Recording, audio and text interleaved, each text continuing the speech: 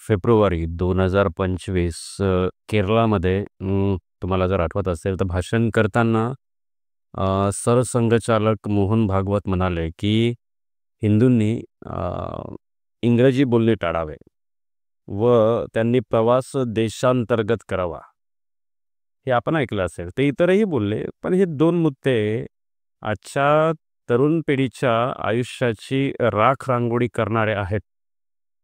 याचा जर तुम्ही साधा अर्थ आजच्या तरुणाईने काढला तर हिंदू तरुणाईने इंग्रजी बोलू नये म्हणजे शिकू नये किंवा देशाबाहेर प्रवास करू नये या वाक्यातील तरुणाईच्या भविष्यातील अंधकार समजणे म्हणजे जगाला जुळण्याची तुमची क्षमता नष्ट करणे व यामधला विरोधाभास समजणे आजच्या तरुणाईला अत्यंत आवश्यक आहे.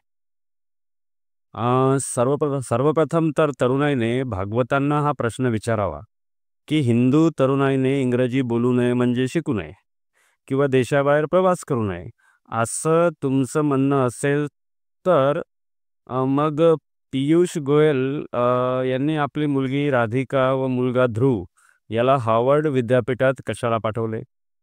प्रकाश जावडेकर यांनी आपला मुलगा अपूर्व याला बोस्टन विद्यापीठात कशाला पाठवले? त्यानंतर राजनाथ सिंग यांनी मुलगा नीरज याला लीड्स विद्यापीठात कशाला पाठवले? एवढंच नाही तर निर्मला सीतारामन यांनी मुलगी वाङ्मयी परकला हिला नॉर्थ वेस्टर्न विद्यापीठात कशाला पाठवले? जयशंकर यांनी मुलगा ध्रुव याला जॉर्जटाउन विद्यापीठात व मुलगी मेधा हिला डेनिसन विद्यापीठात कशाला पाठवले? मंत्री हर्षवर्धन यांनी मुलगा सचिन याला ऑस्ट्रेलियातील मोनाश विद्यापीठात कशाला पाठवले? हरसिमरत कौर बादल यांनी यांची मुलगी मुलीला लंडन स्कूल ऑफ इकॉनॉमिक्समध्ये कशाला पाठवले? राजेंद्र सिंग शेखावत यांनी मुलगी सुहासिनी हिला ऑक्सफर्ड विद्यापीठात कशाला पाठवले? त्यानंतर जितेंद्र सिंग यांनी मुलगा अरुणोदय याला ऑक्सफर्ड विद्यापीठात कशाला पाठवले? संजय धोत्रे यांचा मुलगा नकुल यांनी याला कॅलिफोर्निया विद्यापीठात कशाला पाठवले? हरदीप सिंग पुरी यांनी मुलगी तिलोत्तमा हिला वारविक विद्यापीठात कशाला पाठवले? शिवराज सिंग चौहान यांनी मुलगा कार्तिकेय याला पेनिसिल्व्हेनिया विद्यापीठात कशाला पाठवले? स्मृती इराणी यांनी मुलगी शानेल हिला जॉर्जटाउन विद्यापीठात कशाला पाठवले? त्यानंतर ज्योतिरादित्य सिंधिया यांनी मुलगा महार्यमान याला अमेरिकेतील याले विद्यापीठात कशाला पाठवले? असे अनेक प्रश्न आहेत जे तुम्हाला सरसंघचालकांना विचारायचे आहेत. बघा, असे अनेक सत्ताधारी व त्याचबरोबर विरोधक सुद्धा म्हणजे विरोधक राजकारणी सुद्धा म्हणजे देशातील बहुतेक राजकारण्याची मुले परदेशात शिकून आलीत म्हणजे परदेशावरून शिक्षण घेऊन आलीत किंवा आता शिक्षण घेत आहेत. मग यांना हिंदूचा हा नियम आपण का नाही सांगितला की त्यांना हा नियम लागू होत नाही की ही मुले हिंदूच नाहीत?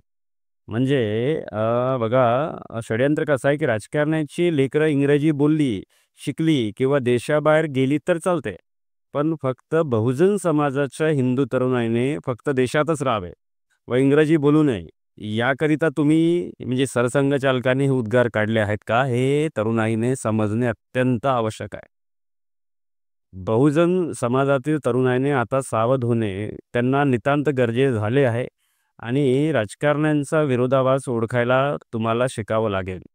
विरोधाभास म्हणजे कसा बघा, आपला शेतकरी जर शेतीत हरला तर आत्महत्या करतो, पण राजकारणी निवडणूक हरला तर आत्महत्या करत नाही. हे शोकांतिक आहे. शेतकरी मेल्यावर त्याची पोरं रस्त्यावर येतात, पण राजकारणी जर मेला तर त्याची पोरं सहानुभूतीच्या लाटेने निवडून येतात. ही तीच चालाक राजकारणी आहेत जे म्हणतात आमच्या सनातन शिक्षणात खूप ताकद आहे आणि हे तेच राजकारणी आहेत दुसऱ्या बाजूने विदेशी विद्यापीठांना देशात 100% गुंतवणुकीची परवानगी देतात. हे तुम्ही ओळखायला शिका. खास करून तरुणांना मी आग्रह करेन. त्यामुळे तुम्ही यांच्या माईकवर बोललेल्या षडयंत्रात फसू नका. विरोधाभास लोकशाहीत ओळखणे शिका. आजच्या सत्ता पिपासू राजकारण्यांना तरुणाईने प्रश्न विचारायला शिका.